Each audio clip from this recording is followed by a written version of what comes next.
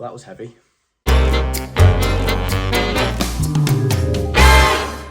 So The Whale is directed by Darren Aronovsky and stars Brendan Fraser as Charlie, a reclusive English teacher who, after many, many years being estranged from his daughter Ellie, decides to reconnect with her and try to get to know her in what might be the last days of his life.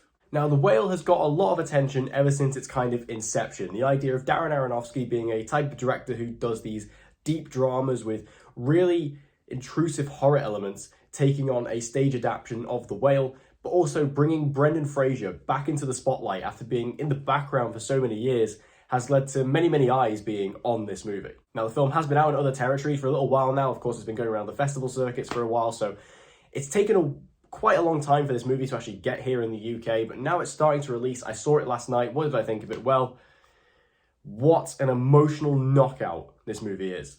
First of all, let's start off with the sort of main talking point of this movie, which is Brendan Fraser as Charlie.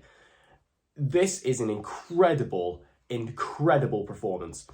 I was a little bit worried going into the movie. You know, I did have this kind of fear in the back of my mind that perhaps this performance was going to be a little bit kind of Oscar baity transformative, where, you know, kind of like a lot of roles, like particularly, you know, Rami Malek and Bohemian Rhapsody comes to mind, of a performance where they're mainly sort of dressed up as an actor or as a character, and the performance kind of comes with that. But that is not the case with this. Brendan Fraser delivers a one-of-a-kind, incredible performance that you have to see in this movie. It is gut-wrenching, it is emotional, it is draining. It is just one of those performances that only a film like this can create, and I feel like Brendan Fraser, he's getting so much Oscar attention and so much award attention for this movie, and it is 100% undeniably deserved. And of course, the performance is one thing to create this character, but also the other big thing that goes into creating this character of Charlie is the makeup and prosthetics on it, and it's just incredible. Like, it's absolutely amazing. Like, some of the stuff that they actually did to be able to create Charlie to be as huge as he is in this film was just mind-blowing. There's a scene in particular where Charlie removes his shirt and you just see all the skin, and it was just shocking. And I'm so impressed with what they were able to do in terms of the makeup and the prosthetics to make Charlie look as he does. Going back to the performances though, special shout out to Chau, who has just been nominated for Best Supporting Actress for this, which is absolutely deserved because she is fantastic in this. Probably my favourite character in the whole movie, actually. I thought she was really just a great character to have, popping in and out of different scenes. It was just really nice to have her there. And also Samantha Morton as well, special shout out to her, who, just like she did in She Said, she has come in to deliver a one-scene performance, which is absolutely wonderful, and I loved her in it. She's great in She Said, she's great in this. I love her from many other things, such as The Walking Dead. She's just a phenomenal actress, and seeing her in this movie, oh, what she does, incredible. Also, this film is shot in the 4:3 aspect ratio. I knew that going into the film, but when you see it on the big screen, I kind of thought, is this going to be necessary? Is it going to be a thing where they've just done it for the sake of it? Because I feel like 4:3 is sometimes a little bit overused, because some directors tend to use it just as kind of a artistic flair rather than an actual reason. But I will say that Darren Aronofsky, what he does with the 4:3 actually does work very well for this movie, because this entire film is pretty much entirely set inside of one room, near enough. Certainly inside of one house, one flat.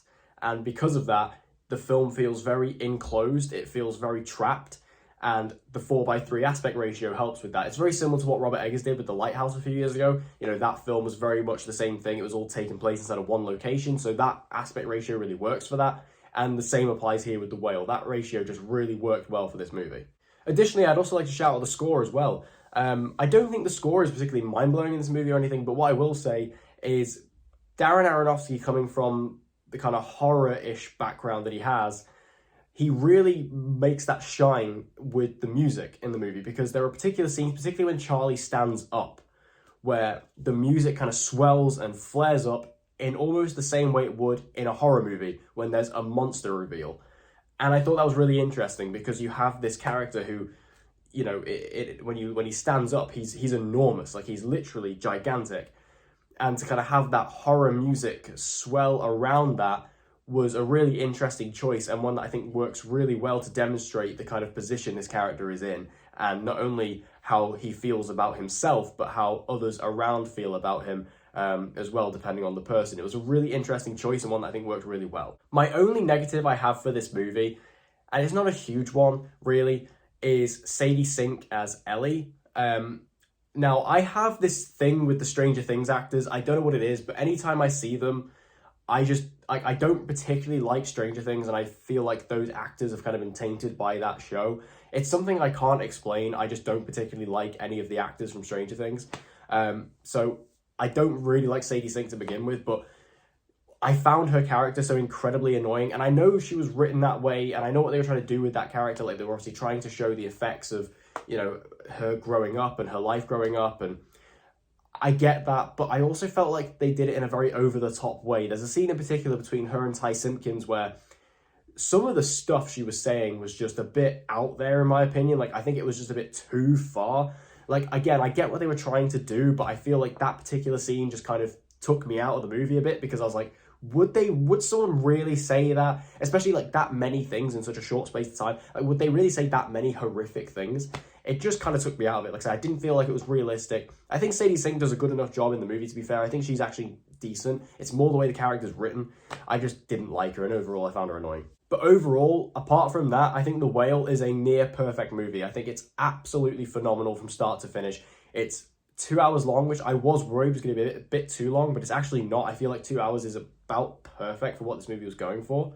And like I say, this film delivers an incredibly emotional and heart-wrenching performance from Brendan Fraser, who just absolutely has you from minute one till the end.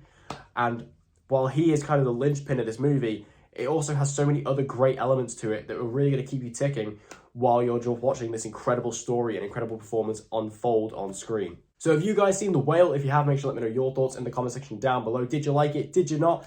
Whatever you think, let me know in the comments down below. And I hope to see you guys again next time.